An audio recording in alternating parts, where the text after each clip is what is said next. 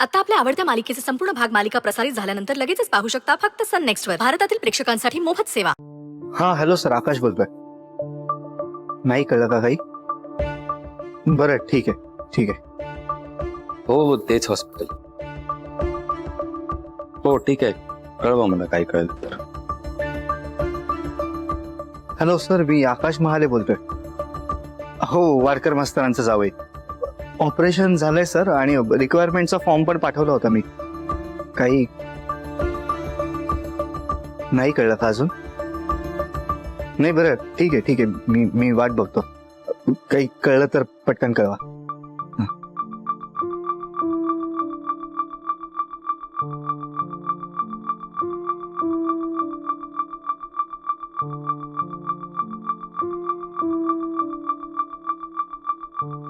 जेवढ्या लोकांशी कॉन्टॅक्ट केला सगळे हेच म्हणतात की कळवतो.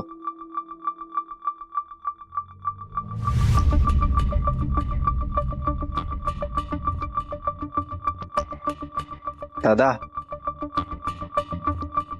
मी काय बोलतोय तुझं लक्ष नाहीये का माझ्या बोलण्याकडे? हो रे, मला पण सगळ्यांकडून हाच निरोप मिळतोय. वेट, हो काहीतरी वेगळा विचार करतोयस दादा. काय झालंय?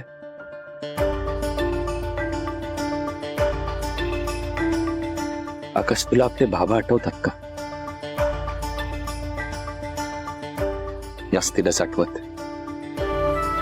ते गेले की जेव्हा बातमी आली तेव्हा तू आणि गुड्डी खूप लहान होत. असं मी लहान होतो.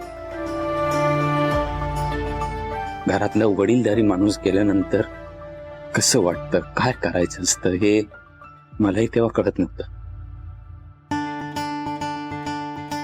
बाप गेल्यावर मोठ्या भावाने बाप व्हायचं असतं, घर सांभाळायचं असतं. असं पुढचे 12 दिवस मी सतत ऐकत होतो. डोक्यात फिट बसलं रे ते.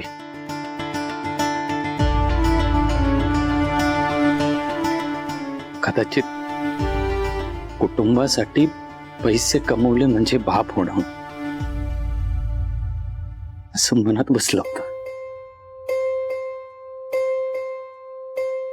मग काय, पैसे कमवणं हा एकच उद्देश राहिला. तर केलं काम. वाटलं झालो मी बापात.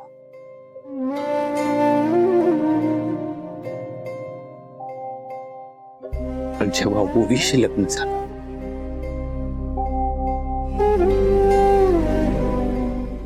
तेव्हा एका बापाला खूप सवरून बघायला मिळालं मला.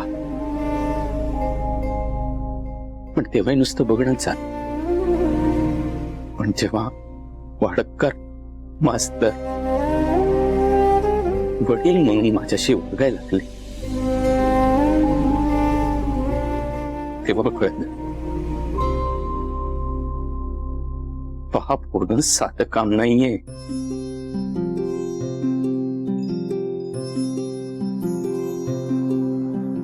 खूप काही करायचं असतं.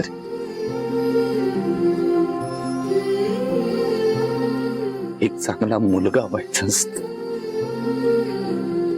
एक चांगला भाऊ व्हायचं असत,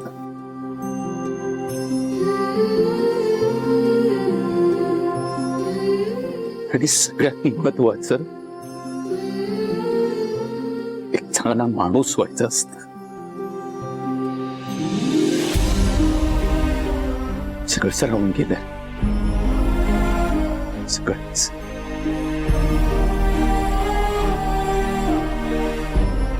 कदाचित पाप काय असतं हे दाखवण्यासाठी ओवी आणि वाडकर मास्तरांना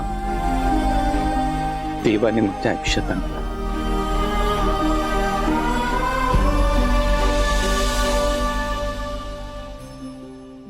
मला हॅपी झाला.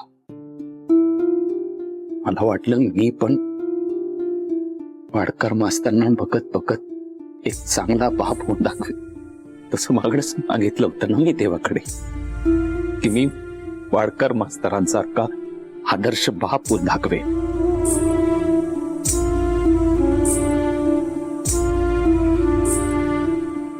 पण हक्काचा बाप असताना आपण बाप होऊ शकत नाही. कारण माहित असतं ना, कितीही काही झालं तरी तो सोबत असणारच आहे.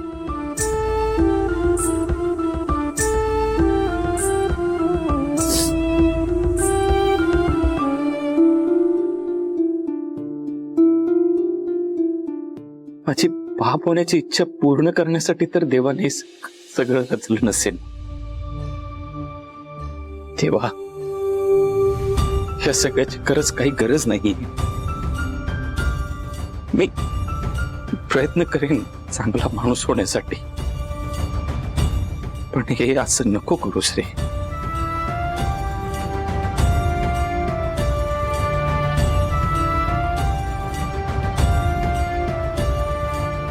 बाप गेल्याचं दुःख काय असतं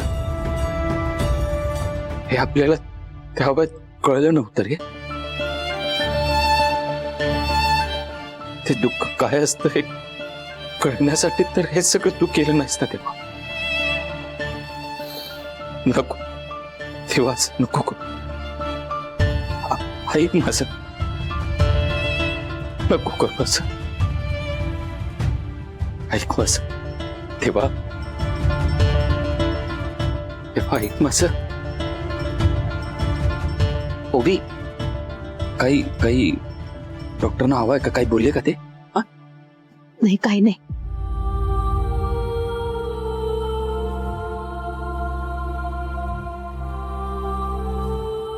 पण देव तुमचं नक्की ऐकेल.